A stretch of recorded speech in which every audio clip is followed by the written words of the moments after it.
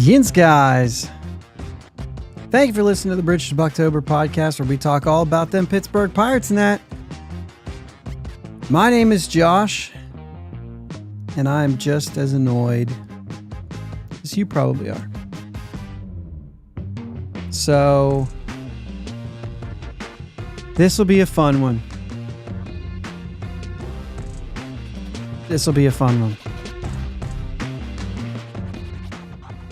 Pirates. Well, let me count them up here. 1, 2, 3 losses. Get swept by the Padres this week, and outside of one game, which was just a 6-0 beaten, essentially. Outside of that game, 2 blown games.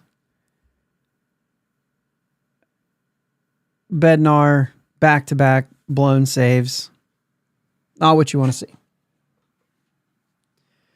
Not what you want to see. Not what we expected in August. Not what we expected to watch in this stretch where we felt like maybe somebody had believed in this team.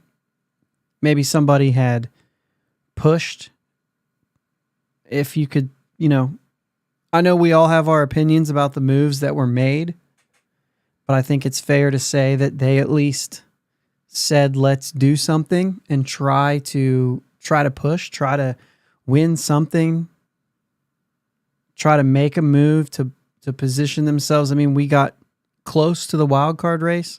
Not that it's over by any stretch. I understand that.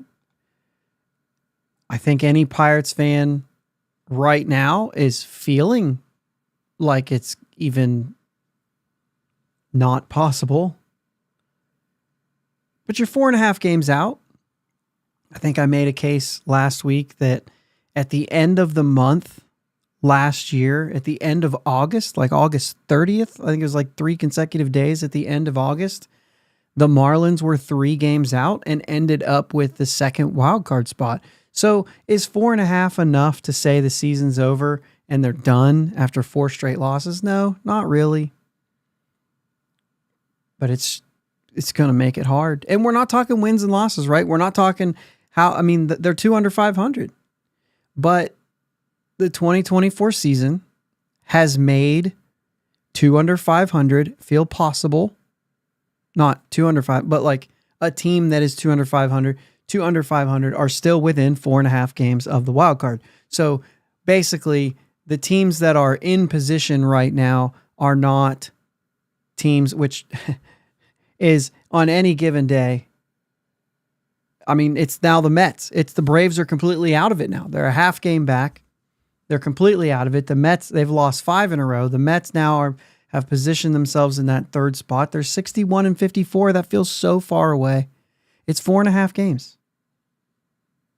But at 56 and 58, it does feel further away. It feels somewhat unattainable given what has happened against the teams that you're chasing. If you can't beat those teams, it's going to be awful hard to overtake them. The Giants are 3 games out. That's another team that has now stepped over in their back-to-back wins, have stepped over the Pirates. So instead of 2 teams to get through in order to even get, so really 3 teams to get to that last spot, now it's 4. Anytime you add a team to that mix, it makes it harder. It's less about, so there's, okay, we say already that the record is what it is.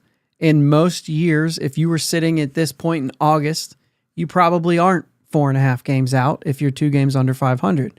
But that's what this season is.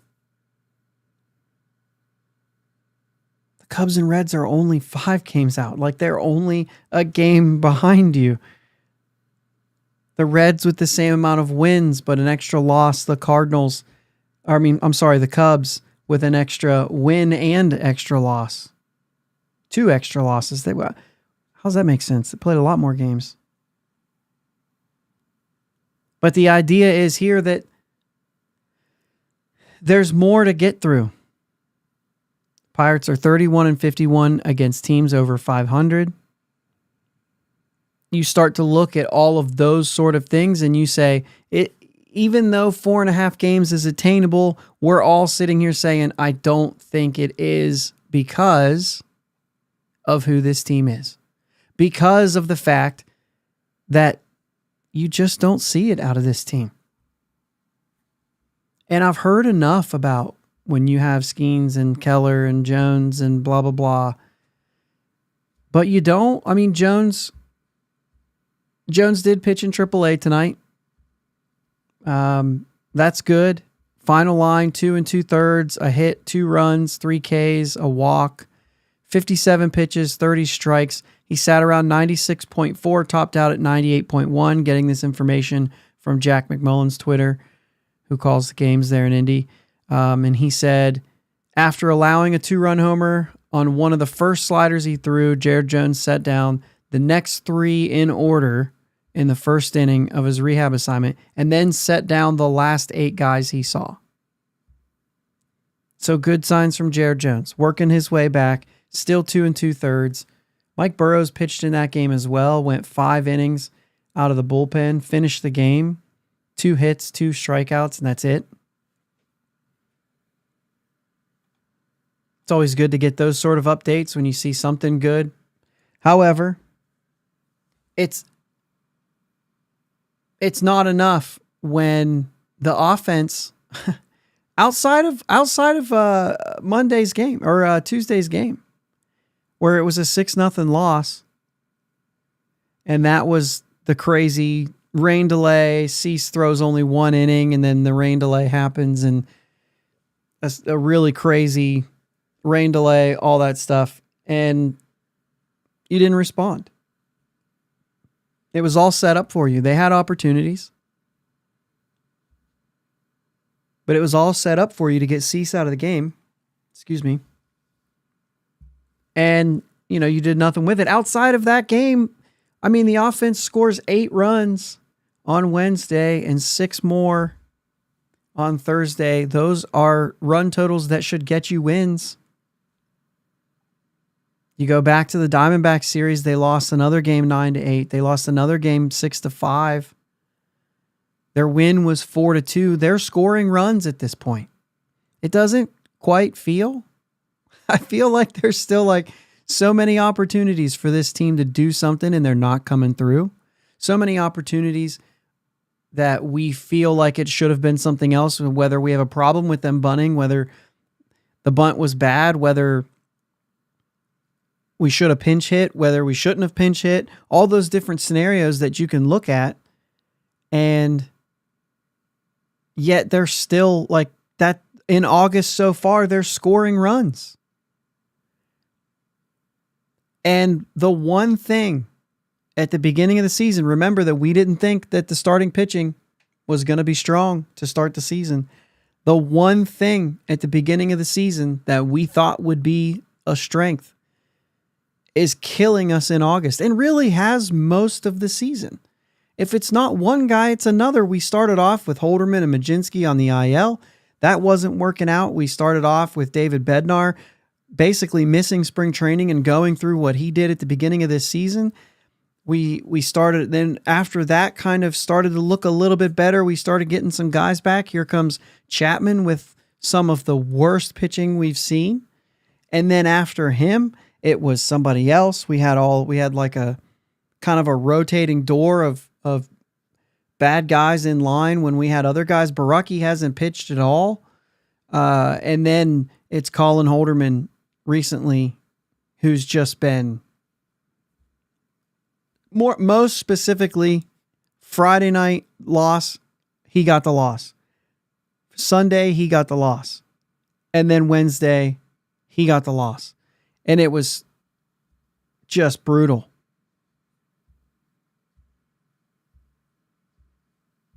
How did that pan out? OG's in the chat right now said everybody did just enough except the bullpen. Over and over. And that's what it feels like right now. And that's what, Not just feels like, that's what it is. But you had the blown save by Bednar in the 9th. Holderman gives it all up in the 10th. Holderman goes on the IL. Bednar gives up 3 runs the next inning. And I thought that there was a key at bat when Bednar came in, was when Merrill got up. And I thought, this is exactly what he needs. I know a lot of people, well, what are you even doing going to him? That's fair. But if I'm going to make the postseason, he's got to be the guy. And he had an opportunity today on Thursday afternoon. He had an opportunity. Merrill got up to bat, and I thought, this is where you get it back. 4 straight balls. Just looked scared. And whether I'm not going to say he was, you know what I'm saying, but that's the way it looked. He looked scared. The pitches were bad. He looked scared. He did not have a competitive at bat against the guy who he blew it against the night before. So no, at that point, he's not there. I still think that this is a mental thing for him right now, but I still think he's a good closer. I still believe in him as a closer. Is it going to happen this year? I don't know. It's going to be one of those same things with Jack Swin. I still believe Jack Swinsky can be a good player. It's not going to happen this year.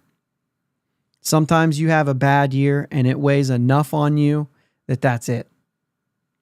And that's what it feels like. I have no confidence in it. I still believe in the player. I believe in the guy, but there's a difference between thinking that a player is still good, thinking that a pitcher is still good, and thinking he's going to be good for you tomorrow. Pit City, what? How you doing, man? It's a rough day. It's a rough day. And I'm the positive one. I'm the one that always looks at the silver lining if you can find it. But, man, it was hard. It was hard to hit go live tonight. But, I could have got somebody else in here, right? And I watched that game this afternoon and I thought, you know what? No, we're just going to go with this thing. It was almost like I said, I don't want to drag somebody else into this. And I didn't know what time either. I think that's the hardest thing for Thursday nights because of like going to the field and playing a little softball tonight. So I never really know like what time I'm going to go. So it's harder to get somebody for Thursday nights. But also, man, the way that this happened today and the way that this whole series unfolded, you're about to go on the road, knowing the Pirates, knowing what we've been watching for a while, they're probably going to sweep the Dodgers. And then we all kind of forget about it. I don't know. Probably not. But I'm going to go back to how I started it. It just doesn't feel like this team has a chance to make a move. Brian De La Cruz has not been, helpful. Actually, one of the guys that at the field tonight is a Marlins fan. And I told him, I was like, hey, Brian De La Cruz is not helping at all. And he kind of laughed and he said, he's very streaky. He said he gets hot. He'll stay hot for a minute and you'll love him. But he's streaky. Okay. Well, we kind of need that. Kind of need that to show up. Kind of need that to happen. O'Neal Cruz with another critical error. He's now tied with Ellie again. Ellie continues to make errors. He's not getting any better either. It's so bizarre, the two of these guys and how similar players that they are. But it sure doesn't feel like this team is primed to make a big run. But that's baseball too. I'm leaving it in there. I'm not totally shutting it down. I'm not totally giving it up. OG says shenanigans Marlins fans are real. I actually don't even know how he's a Marlins fan. I forget. There's a reason, but I don't remember what it is. I have no clue. He's from Central Ohio. I don't remember what the reason is. But Cruz sick for a couple days, seemed fine today. I'm not going to pretend to say that he was still sick today. If you're playing, you're not sick. If you're hitting the ball 170 miles an hour off the center field fence, you're not too sick to go ahead and just run. And even more so, if you don't run out of the box, take your losses and shut it down. There's no point in getting thrown out at second there. So I think that's an issue. The throwaway, maybe just an ill-advised throw. I mean, this is a guy who throughout his life has made the plays that nobody else can make. If he just throws that throw accurately, they win the game. Instead of saying, I don't accept the tie, I will try to throw this 150 miles an hour, get the double play, and win the game. And it's true. If he throws him out of first in that double play, the game's over. The Pirates win. And it becomes, wow, what a play by O'Neal Cruz to throw it that hard and get the out of first. Unfortunately, he yanked it. And it cost them the lead, which kind of it cost them the lead. I mean, you got a double on the but everybody would have scored anyway. So technically, it doesn't matter. The double would have scored both runs. It kind of gets to that point. The only thing that you say that matters is he didn't get the out at first. The second run that scored, kind of moot. There was a double right after it. I don't know if you can go back in time, right? I don't know if you can do that. It's hard to do. We all know the run scored on that play, so it gets credit for it. I'm not, once again, not making excuses. This is now 22 errors, and it doesn't seem to be stopping. He had a great streak of great fielding. I don't want to take that away from him. It has been ruined. It's been ruined with the amount of errors that's happened lately.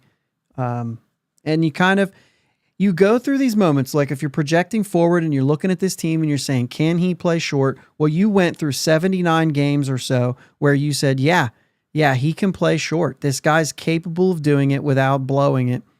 And then essentially what you've done in the last 2 weeks is just totally erased it. Yeah, he can play short, but you're going to have to deal with errors. You're going to have to deal with him throwing the ball away. You're going to have to deal with those sorts of things. And it is not, it's not something that they're going to move him now. That's ridiculous.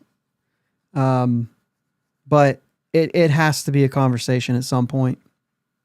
It has to be. I don't know how it's not. I don't know what it looks like. I mean, I can't imagine he makes a good center fielder. I've talked about that. We've mentioned that so much, and we've thought about whether or not it's there. I mean, he's still fast, right? But he doesn't throw the same way. Like, he's a sidearm thrower. I don't see how that translates to, I don't know. Maybe it does, though. Maybe it does. But now you've got Brian De La Cruz for a while. So, I mean, if it's not center field, it's not anywhere. And I think that you've got other players that are a possibility of the DH spot. I don't think O'Neal Cruz, man, I don't know that he makes a DH.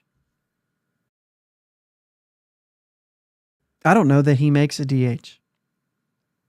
Ghost Guy's in the chat. He says, Mike Burrows, I started the show off a little bit after the start. Talked about Jones and Burrows tonight in AAA. Burrows looking good. Bucko Mike says Cruz future DH. I don't know if this guy's... He seems to be... I mean, I don't know this for a fact, but we've heard the reason they never moved him off short is because it keeps him engaged. Maybe he's a guy who likes to feel in the game. I'm going to tell you right now, I mean, this is a much smaller thing, but like, I got guys like that. They can't catch, or they can't do something else. We're talking slow pitch, right? Because they feel like they're not helping. Another ghost guy also thinks DH. I still think he can get better, but I don't know. I don't know.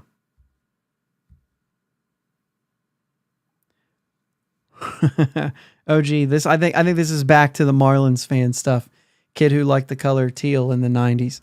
I don't know how many years of the 90s that the kid I'm talking about was liking teal, just because I don't know how many years he was alive in the 90s. I think he's probably, I guess he's probably closer to 30. He probably was born in the 90s. But yeah, I don't know. If I'm going to stick to 2024, and that's where I was kind of going with this right now, it just feels like a mountain to climb. And like I said, 4.5 games back is not too far, is not out of reach for August 8th. It's just not. You only have to make up a game and a half by the end of the month, and you're in the same position the Marlins were last year. I wonder what the Marlins record in September was. Now, all this doesn't matter, right? Because it matters what the teams do in front of you this year. And last year, the Reds were in that position and they fell down at the end. So it's not something like that. But if I look at the Marlins last year, take a look at, they were 17-10 in September after going 10-17 in August. And they flipped the script. They turned it around. 17-10 is pretty legit. That's putting a run together. Brian De La Cruz was on that team last year. He's going to be able to say, hey, if he's a guy who has any say now that he's been here, I don't know. Is that, been there, done that? Hey, we did this last year. We made it. All this stuff. So I don't know. It does feel like the Diamondbacks and the Padres are just so hot that they can't. We say this kind of stuff all the time. It's baseball. Can they fall down? Yeah, one of those teams could fall apart. Certainly could see that. I don't count on it. I wouldn't bet on it. But the Mets and Braves, maybe. I think the Giants aren't for real. I think the Cardinals could easily fall apart.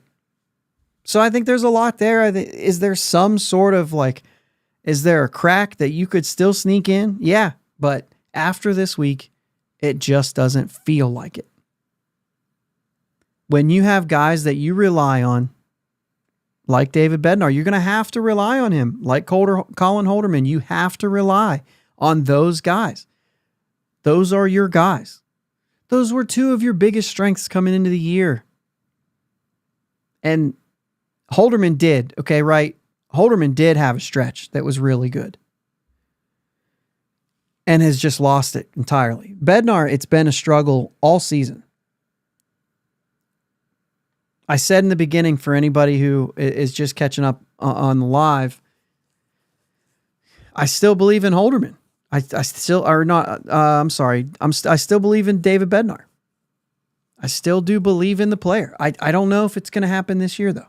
I don't know if this is just going to go down as a bad year, like it has for so many of the Pirates. Ke'Bryan Hayes, Jack Sawinski. There's a lot of players for this team who've had bad years. I mean, Henry Davis, for crying out loud. I think Henry Davis was just brought up. Sherrod says, I like Davis at DH. I mean, that he can't catch. If you could have a guy that just focuses on hitting, that's a guy that you need to learn how to hit. And so, yeah, I could see that too.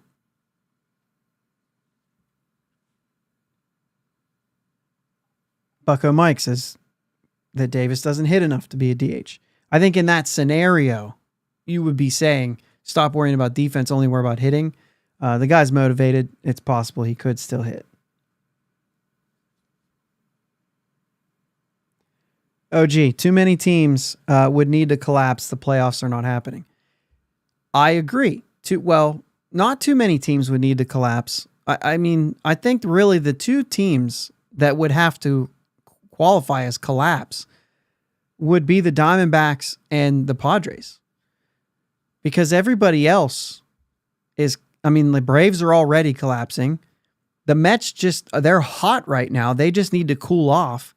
And the other teams are basically just sitting where they're sitting, and we're just playing enough to get below them. If we play good, we're going to get above them just by the nature of things, because they're going to stay where they're at. I just don't believe in the Cardinals or the Giants at all, and they're going to stay where they are. So you don't need all of the teams to collapse. We're not saying we're going to host a game, but there is a path to get in, and it doesn't require so many. It requires maybe one team really to collapse. And maybe just one team. I mean, you could say Mets, because they made some moves and they're doing well. You could say that qualifies as a collapse, but you can make up 4.5 games against the Mets if the Mets just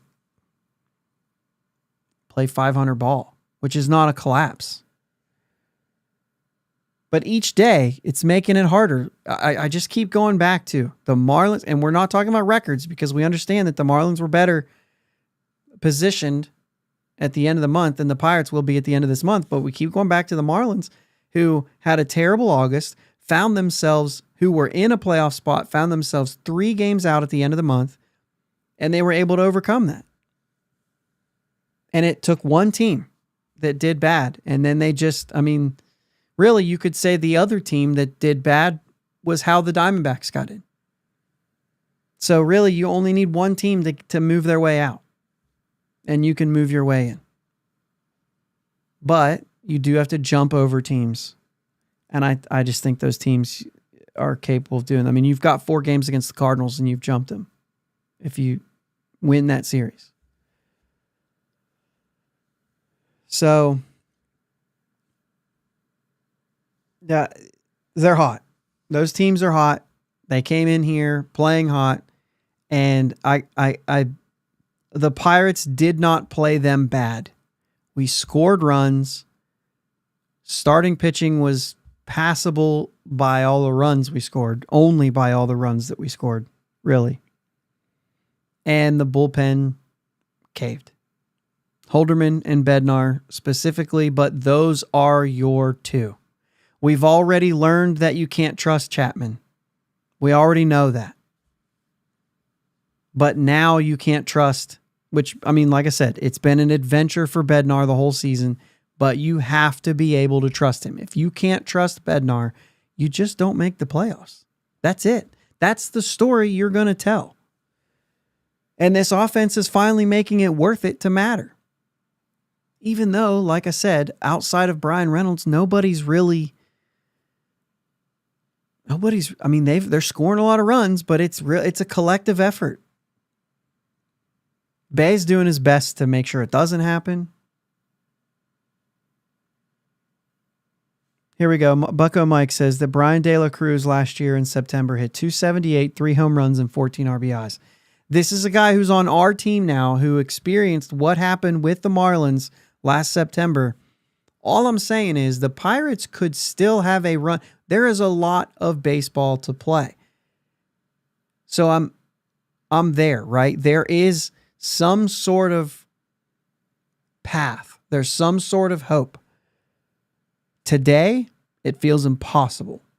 Today, it feels impossible to climb that because no matter how good things can go, it feels like they're going to fall apart. It feels like you're going to blow it. You're going to be the guy on Major League. They'll blow it in the playoffs. They'll blow it in the 9th.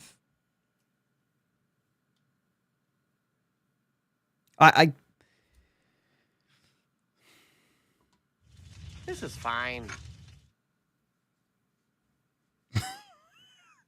One more time. This is fine. Everything is fine. Oh, this team. We're going to go ahead. This was brought up here. Ghost Guy. He says Shelton's best excuse is, well, Bart is 0 for 7 against this guy too, but is batting .400 against them. And this is speaking of not putting in Bart for Grandal in the situation.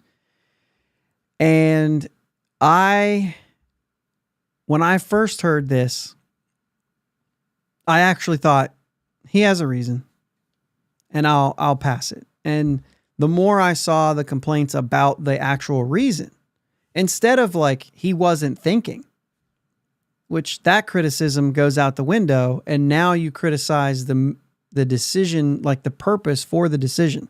And I will say this. Yeah, okay, so he clarifies that he means lefties. 400 against lefties, but against that guy, he's 0 for 7. I actually thought he said 0 for 3 with three punch outs, which I thought that's not a big enough sample size. 0 for 7 might make a little bit more sense to say he's 0 for 7 with 3 punch outs. Well, that would kind of tell me a little more than 0 for 3 with 3 punch outs.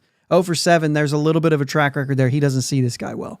And maybe he had a conversation with Bart, and Bart says, I can't hit this guy. If that happens, then yes, you make the decision that you make, and I'm okay with it. The part I didn't like about that was how he said Grandal's been having good at bats. What'd he say? Like for a couple months? Like maybe today he might have had some good at bats today. I don't know if he's had good at bats for a couple months. If he's 0 for 7 with 3 Ks against that pitcher, which Ghost Guy's doubling down saying 0 for 7 with 3 Ks is the stat. That's enough track record to avoid putting him in, but it also probably, it has to be a conversation with Joey Bart. It has to be, because you could also say that, like, is that 0 for 7? It's not 0 for 7 this season, is it? Is it 0 for 7 this season? If it's 0 for 7 this season, I get it. But like, if you're saying he's 0 for 7, well, he was 0 for 7 against a lot of guys the last few years. That's why he got DFA'd. But he's a little bit of a different player right now. So in that case, maybe you still make that move. Now, unless, like I said, unless you had a conversation with Joey Bart and Joey Bart says, I can't see this guy well, and you feel better positioned to go with Grandal, then by all means go with Grandal. I heard the criticism that Brian De La Cruz didn't even get an option to play in that game, a guy that you acquired. And yeah. So last month and the 8 days in August, Grandal, Bucko Mike tells us, Grandal, 9 for 36. It's a 250. Yeah, but he didn't say Grandal's hitting it well. To be fair, he said Grandal's having good at bats. And 250 feels like a bad number when you're talking about like 36 at bats. If Grandal hits you 250 in a season, I think you'd take that any day. But that's it. I see the comments in here too about going back to Bednar. Anytime you're throwing a reliever ERA up there, it doesn't compute. It just doesn't matter. ERAs for relievers are so shoddy. They're very easy to be abnormally low or abnormally high depending on your season. You could be having a good year and have a 4.50 ERA as a reliever, and it just looks bad, but you had one time you blew up and you'll never come back from it. 5.77 is the ERA, but it's been an adventure. It's been bad, mostly bad. We've only seen glimpses of vintage David Bednar. I think he's throwing too hard right now. I can say that. I know velocity is king and everything, but I don't buy into that when the guy's not doing as well and he's hitting 98 consistently and touching 100 a couple times. I don't care. Be effective. I think you're more effective when you top out at 98 a couple times and you're sitting around 96, 97. That's the Bednar that we know is dominant. He's hitting his spots better. Maybe I'm off there. Bucko Mike says Grandal hitting 250 is like Uncle Jake hitting 800 in softball.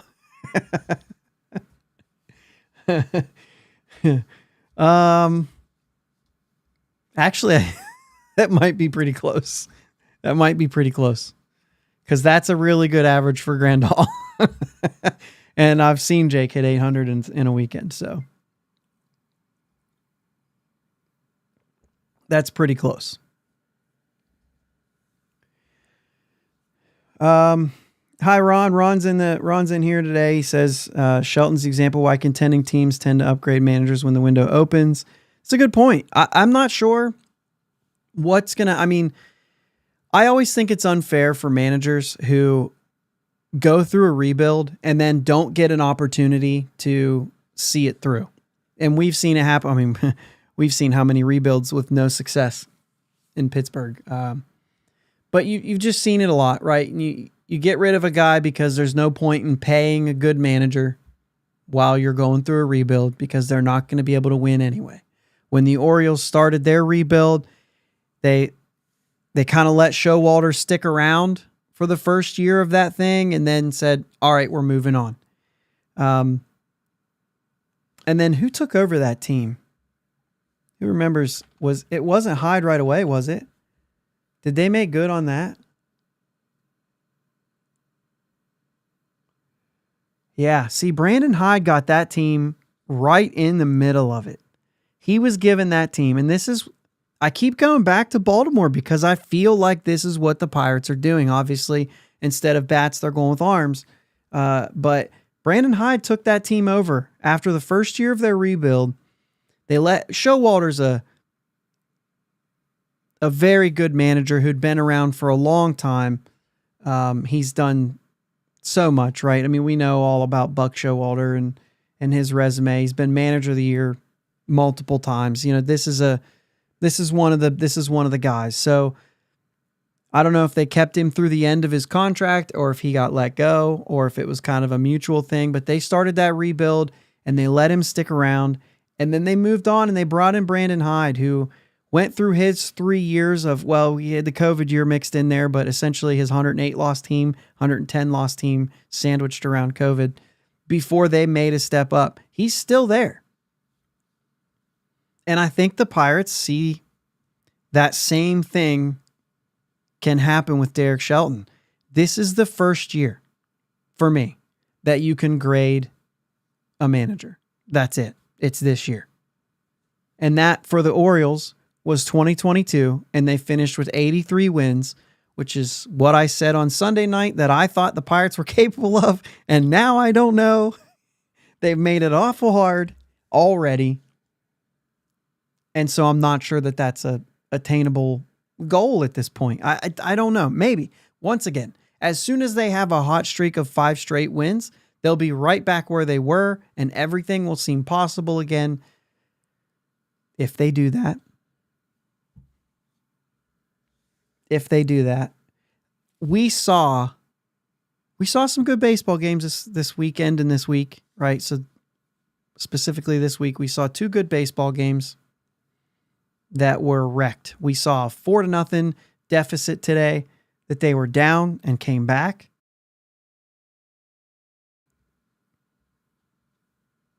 Two runs in the first 2 innings. They made their comeback in the 6th and 7th. They went up 5-4. It was very exciting. The offense it's working at times. Cruz had 3 more hits today. So there's situations where guys are coming up and getting big hits. Bart, obviously, with the big home run, giving him the lead.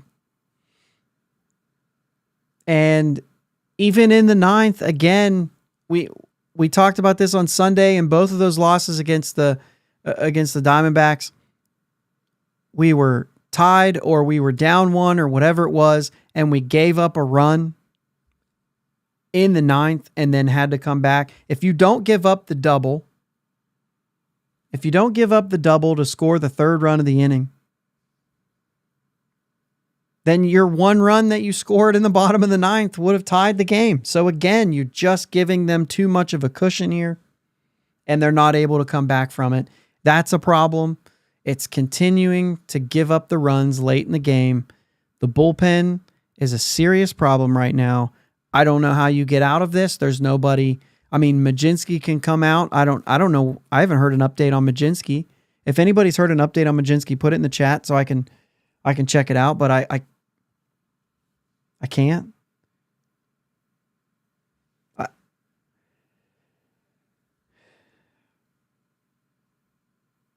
There's a lot. Ghost Guy says Bednar's given up a lot of runs this season, so ERA does matter for him. I still, yes, like I hear what you're saying, and I don't want to say that that's wrong, but like if you can't pick and choose when you look at a reliever's ERA and when you don't. Like we're either going to look at it or we're not. And I think that you can still look at David Bednar and tell that he's having a bad year without looking at the ERA.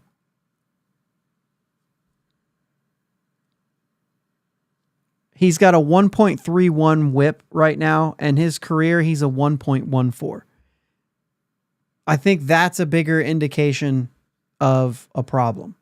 I mean, I also think that if you're a guy who is paid to get saves and you have five blown saves, feels worse than that. It feels way worse than 5 blown saves. Now, granted, it's 20 for 25. It's not like he has 5 blown saves and he has 50 chances like, some of those. So I don't know. Back to Shelton. Because we were talking about that. Kind of got sidetracked there. Derek Shelton, I like the fact that they're willing to give him a chance. And this is outside of anything that I've ever seen. Okay. This is just us saying, you made a guy go through all those years. He should be given a chance to manage a good team and see if he's got what it takes. And that's what we're watching right now. And as much as I'll say he's made some decisions that I disagree with, if a guy has a basis to what he believes and he has a way to back up the reason that he thought it, I'm okay having a disagreement with that person in certain times. The Joey Bart thing, to me, is something where I'd say, Joey, you've been hot. Go up there and hit this guy. I don't care how you've done. You've been hot. You could hit this guy.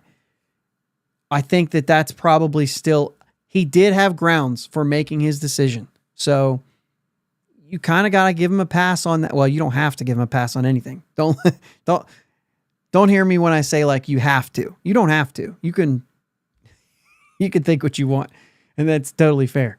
But I will give him a pass because he had rationale that led him to his decision.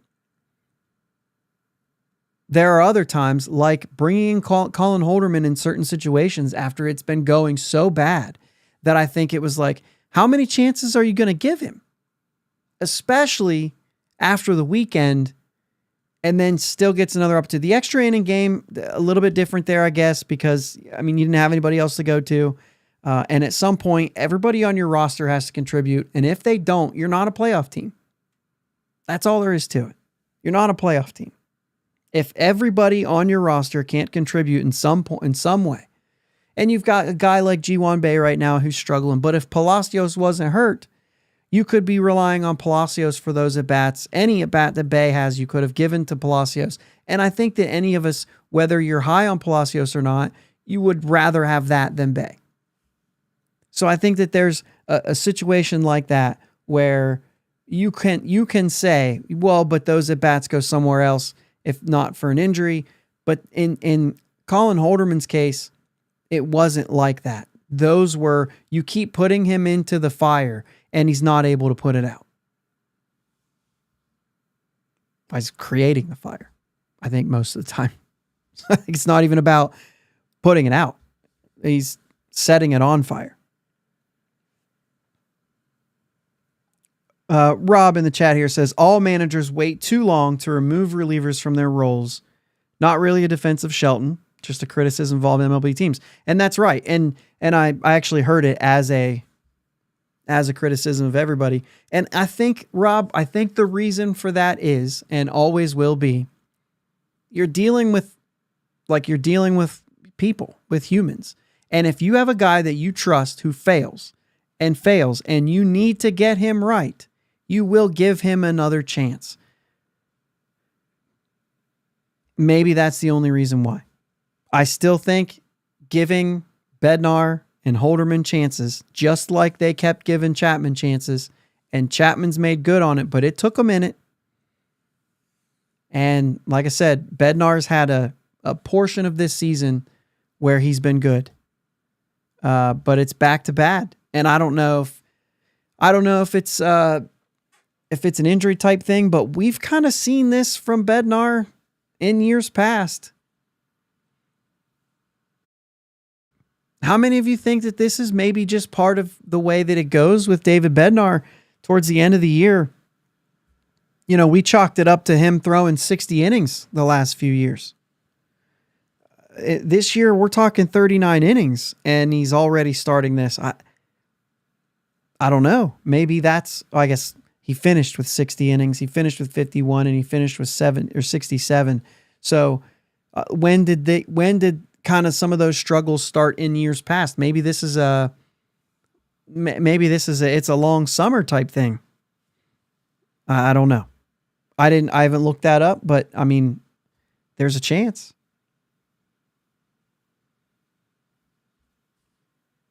Ron brings up this point that Shelton is attached to stats with little to no feel for a single instance or a single game.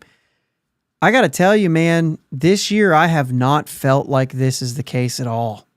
He has come out so many different times and said how he liked the way a guy was feeling, and so he stuck with him, and he liked a way a guy was going. We had a conversation about this. I mean, I really feel like he's at this point when the team's been good or, you know, been playing better than they have since he's been here or since he's been a big league manager for that matter. He has shown that he's willing to go with his gut every once in a while. There's no data saying that this team can bunt. None. And he's still bunting. So there must be some sort of human nature thing that he's believing in. He must be somewhere believing in someone to do something different from what the numbers are saying, because there's no way the numbers are favorable to this team bunting. And we can talk about whether you like bunting or not. I think there's going to be different opinions all the way through. Ron says his point is the instincts are bad. That's fair. I wouldn't say that he's not using them. I think he is using them, but it's fair to say that maybe he doesn't read the room well in that sense. I think that there's a lot that a manager can learn in a season like this, but I think the most thing, and maybe this is what we'll kind of go into here because it looks like we are getting towards the end here. Just dropped my baseball. O'Neal Cruz did over here. The players on this team. I've seen some takes about go to the young guys, this thing's over. First off, the thing's not over. It feels like it is. It feels like you can't climb this mountain. It does feel too far away. And I think even if they play really well, there's a good chance after this 4-game losing streak, I feel like there's a good chance that they fall short. A much better chance now than there was before. So I'm not sitting here saying I think they're going to make it. As a matter of fact, on Sunday's show, even before this, I think I said that they would fall short. But this team needs to continue to play. They need to continue to be put into these situations because there's a group of guys on this team who I believe they are players who will win games here, just like we believe that about the guys in 11 and 12. And I know this is a completely different rebuild and it's a completely different... I get all that. I understand that. It doesn't feel anything like what the last one did because it's not anything like it. They've gone about this entirely different. However, there is still that when you're on that edge, these guys need the experience. They need to be able to figure out how to win games. Right now, the offense is actually figuring that out a little bit. and I don't think this is going to be the exact team, right? I think there's going to be some moves, but I think it's pretty safe to say that you're going to go into next season with Brian Reynolds. You're going to go into next season with Brian De La Cruz. You just brought him in. He's got multiple years of controls. I would imagine he would be a part of this team unless something crazy happens. I believe that Key Brian Hayes will be a part of this team. I believe that O'Neal Cruz will be a part of this team. Nick Gonzalez. Kiner-Falefa will be a part of next season, maybe. I would think that would be the case. I think that would be a smart case. But who knows? I could also see if there's value somewhere else that they could bring something else in. Maybe.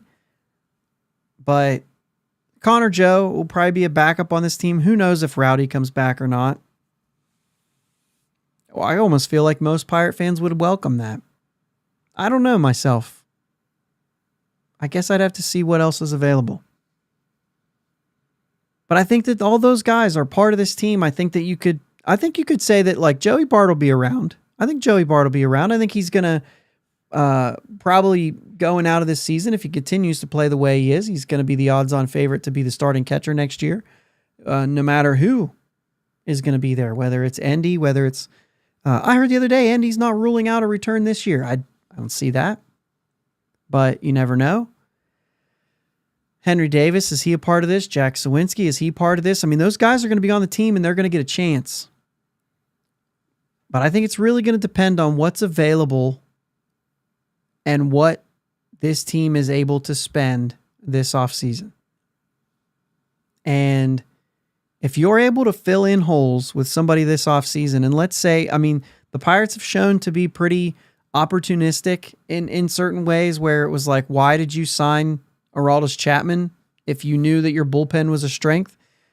And the answer was basically, we thought we could get him and he's a good player, so we got him. And hard to argue with that now. So I feel like there's been sort of like a opportunistic approach, even like getting Isaiah Kiner-Falefa. It was an opportunity.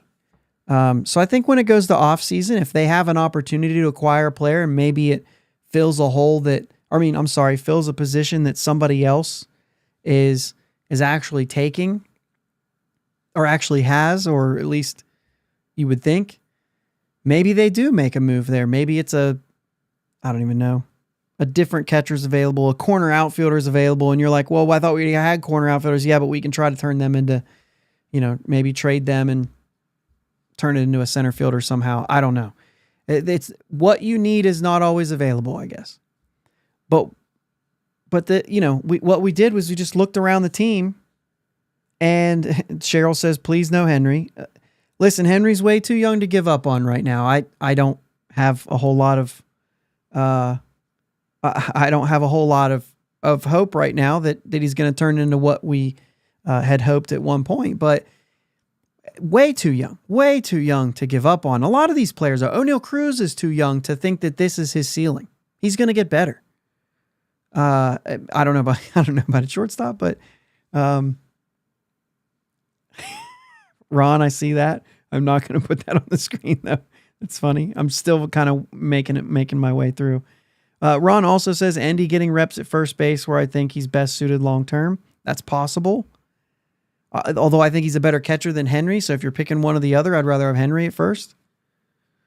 But I think that Joey Bart has solidified himself there. I think they'll try to keep him around for whatever they can. But I think the idea is that a lot of these players right now that are on this team are going to be a part of this team next year. They're going to be a part of this team, maybe some of them for a few more years. They've got to figure out how to win games. They have to continue to be put into these situations. They have to be able to continue to have key at-bats, whether they're coming through or not. And they've got to learn how to pitch in tense situations. You're going to keep going back to certain guys in certain roles, especially if this team starts to fall away a little bit. I think you're going to see even more of it. And it's not because they don't care to win, but it's because they care to win long term.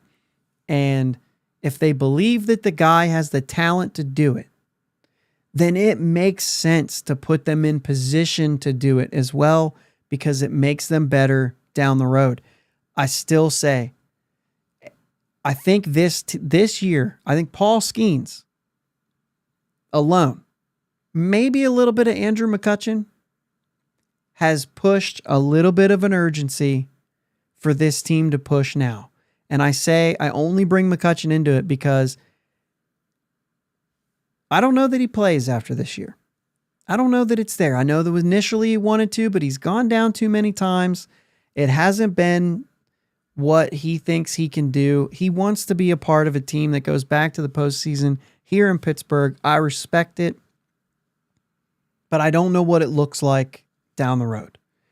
I don't know what it looks like if you don't have the DH position available next year to more players. And I say more players because I don't think that the Pirates are really in a position, and you see a lot of teams use it this way, but I don't think they're in the position to have a everyday DH. I think they're better positioned to kind of mix and move things around and give guys days off on the field to keep them in the lineup by just like they do with Reynolds this year, but he's the only one. I think that could happen with Cruz more often, and you can kind of get a feel for whether he's capable of. DH is hard in its own way. It's hard to go out there and be cold every time you go up to bat. It is difficult. Some guys are just built for it. Like David Ortiz was the prime DH. Edgar Martinez, prime DH. They kind of embodied that type of player, and it was perfect for them. A guy who maybe is a corner infielder anyway, but a shortstop is probably less likely. A center fielder is maybe less likely to be as good when they go to that role. It doesn't mean that they can't, but I don't know. Maybe I'm just thinking that one too much. But I think if actually, Ron, I think you took the words right out of my mouth. Kutch has one more year, if only as a bench bat. He's earned the right to go out on his terms. I think this is well said. I think if McCutchen could agree to saying, okay, you're not an everyday guy, I need to use that DH. I think if that's where he's at, then I think they would be willing to sign on to that and go out on his own terms. I don't think Bucko Mike would agree with you here. I think Bucko Mike would get rid of him yesterday. But so Rob says there's no good free agent options at center field. First base, I'd like to see him go after Christian Walker, but I'd also like the Pirates to win 12 straight. What's the line from Grumpier Old Men? You can wish in one hand and crap in the other and see what gets filled first. I think that feels about right. Listen, this team is still fun to watch. On the outside of it, if you can compartmentalize what it is and say that, yeah, it was a bummer to see him lose those games, but as you sit back, like, tell me you weren't really excited when Joey Bart hit that home run. You know what I'm saying? Like, that was fun. So if they, even though they lost the game, I don't know. I think that talking through all of this, like, I still see a good team here. I still see a team that is going to be a good team. I just don't know if it's this year. I think they're fun to watch. I think that blowing it is frustrating, but there's still a lot of fun moments in there. And I got to tell you, like, in every one of these losses, am I right here? Let me see. Because I know in the ones against Arizona, they scored 2 runs. No, they didn't score a run in the 9th on Wednesday, but they scored 2 runs once they were behind in the 10th. So like they were all 1-run games, and they kept giving more than a 1-run lead or a deficit and still would like get almost there. This team is almost there. This team is very close to being a contender. They are competitive. They're already competitive. They said they wanted to play competitive. They're playing competitive. They're not competitive for the division. They're not in contention, but they are a competitive team. There's a lot to like about this squad. There's just also a lot to be frustrated about. And there's a lot of moments where they're just falling short. And that comes with growth. That comes with being a team that just made it out of that's just now coming out of a rebuild. Like I said, the Baltimore Orioles in this year, year 5 of the rebuild, 83 wins. And this team looks to be right around there. What were the Astros in their rebuild year? Because they had like I said, they're the other team that we keep pointing to. And they went through their 5-year period.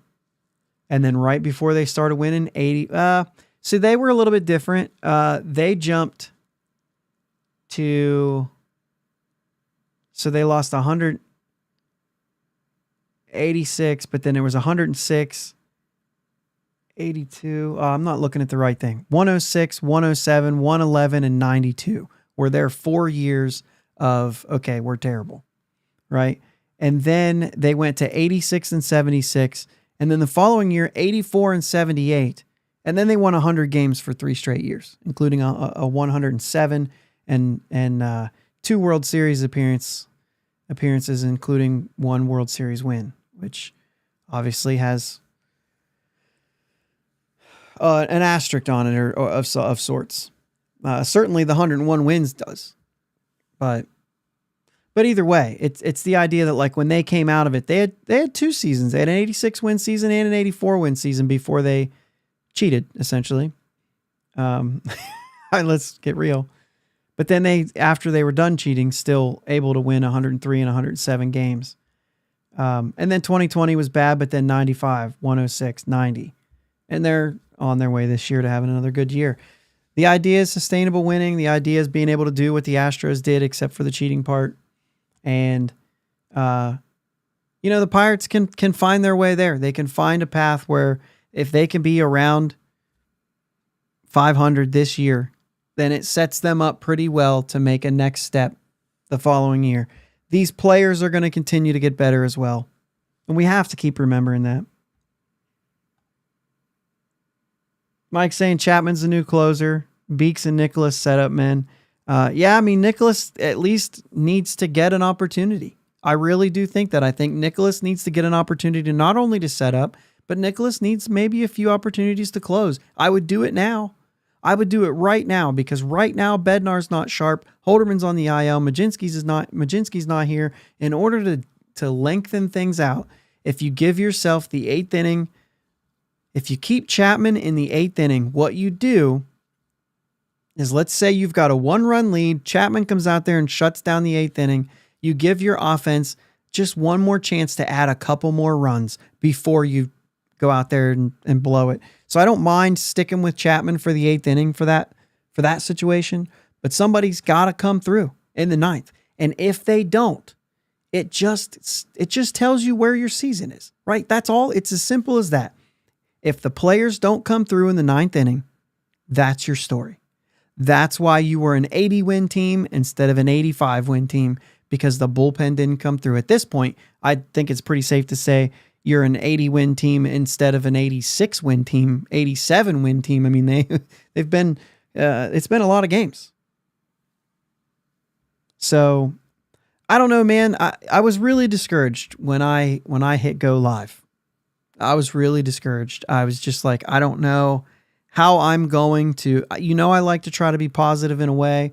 That I try to always find a silver lining in something. And I thought, I got nothing today. I'm just going to talk through this thing. And, you kind of settle in a little bit. 2024 might not be the year. That's okay. This team's set up good. It really is. I don't think that I think this is the worst year for Ke'Bryan Hayes. We might look back and say that was the worst. I don't think he's going to be great. I thought that this year he would bust out. He probably won't. He might never bust out. He may never hit 20 homers, and I think he could still be a good player. I think it's obvious he's had back problems this year, but he's not getting it done. He's going to have to prove that. Jack Suwinski's going to have to prove that next year. If he wants to be a part of this team and a part of the way that they push, he's going to have to be big. And if not, it's going to be somebody else. You know what I mean? And you're going to find your way out of it. Hayes has a little more security than that with the contract. I mean, not like he's making a bunch of money, but he's under contract, right? That's more than you can say for Jack Suwinski. And these are guys that, like, you know, when you're a fan of a team, you get to watch a guy all the time. You see him through his struggles. You see him when he's hot, and you see him, and you tend to like certain guys. And you know, Jack Suwinski's still one of those guys that I still think could be an important player on this team if he happens. He needs to happen. And it's probably not this year, right? So Rob brings it up again. He did say this last show, we should cheat more. So if we can figure out how to cheat, we are the Pirates after all. Let's figure out a way to steal some wins. True to the nickname.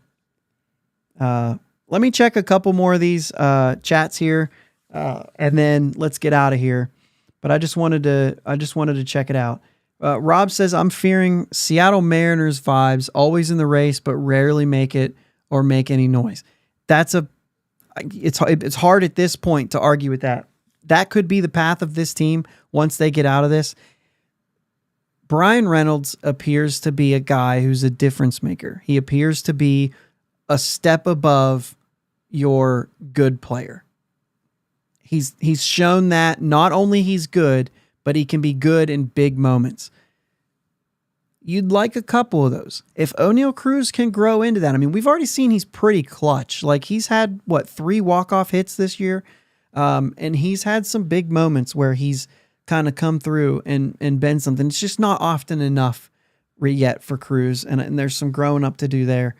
But when you have a team full of kind of complementary players, which is, we had McCutchen back in the day. When you added Marte, you added just that one more guy. But like Neil Walker, Jordy Mercer, even Pedro Alvarez, like for the minute that he was awesome, like he was essentially Jack Suwinski, like a guy who could hit you 30 homers, which we haven't seen from Suwinski yet. So I understand that that's fair, but I'm hoping that that's, what he can be. But, you get like all those guys are complementary players. Whatever they had going on at first base has always been a problem for the Pirates. But like those guys are all complementary players. They've never had like the 3 superstars, and they even were able to do that and win 98 games in one of those seasons. But it does have that kind of a feel, right? It does have that little bit. Mike says, thanks again for the therapy. This week has been a roller coaster from hell, and it's probably an understatement. Yeah, maybe a little bit of an overstatement. I can imagine how that analogy could be. Yeah, but I get it. I feel it for sure. Ron says the Pen needed a few more easy games in April, May, June, so they wouldn't be worn down now. That could be. It's funny because the way that the pitching staff and the starting pitching has been a strength, it does feel like, I think the Pen has mostly been overworked because of injuries. I think you haven't had a full strength bullpen. Have we had a full strength bullpen? Well, no, because if you would consider Baraki to be part of one, he's never been there. But also, how long have we had Chapman, Bednar, Holderman, and Majinski all going good at the same time? And really, even all on there hasn't barely been a time where they've all been healthy at the same time. So, yeah. Mike says, I agree with you. They're not a contender. They're just, yet, they're a team a contender doesn't want to play, except unless you're the Diamondbacks or Padres. I got to tell you, though, the Diamondbacks and Padres had stressful series. The Padres got out of it with a sweep, so that feels really good. But at the same time, like, they could have lost either of those 2 games. They really could have. And to be honest with you, the one game they almost blew. That was actually just as much them as it was the Pirates putting together good at bats. I mean, walking guys, making mistakes. So you had the Bogarts error. So like, they played their part in that as well. Ron says the Astros pay a lot of money. I don't see the Pirates approaching that salary. That's fair as well. They've spent a lot of money to retain players, not necessarily to bring players in. I guess they have in some ways brought some players in via trades even. But there's been some guys they've spent pretty heavily on, but most of their success has come from homegrown players, at least coming up with them. And there were times where they were like, we can't afford to bring George Springer back. We can't afford to bring Correa back. And so they've had to move on in some places and not others. And all that matters is just, but like, if you think about the big guys like Bregman and Altuve, like they've retained them a little bit longer, but you've got Yordan, you've got, Tucker. So like those guys made it easier. Oh, Pena at short, those made it easier to part with some guys while you kept other guys. But yeah, I still don't think that. I think you're dead on there. And Rob says that he hopes this is the worst of Hayes. He's the worst qualified hitter in the MLB. And it doesn't stop there.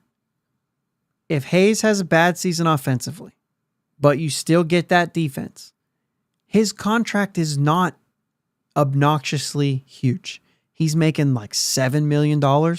That's less than IKF, who's making 7.5. So if IKF can be a backup when Nick Gonzalez comes back, essentially Ke'Bryan Hayes is making that kind of money, a fringe starter backup type guy.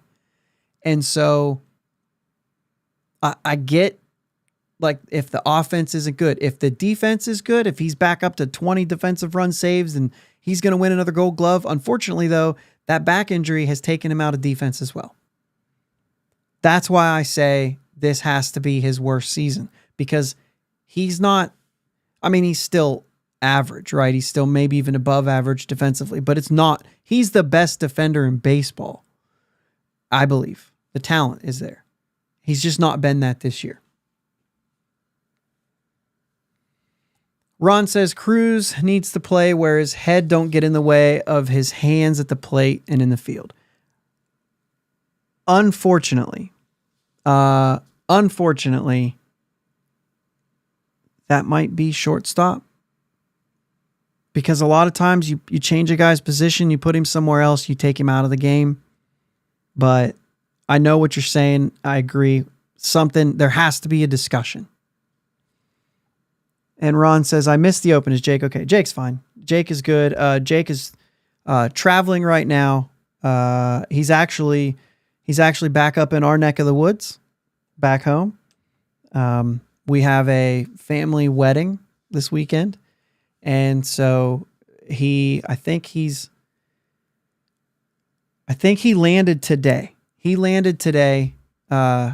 So he's back home now.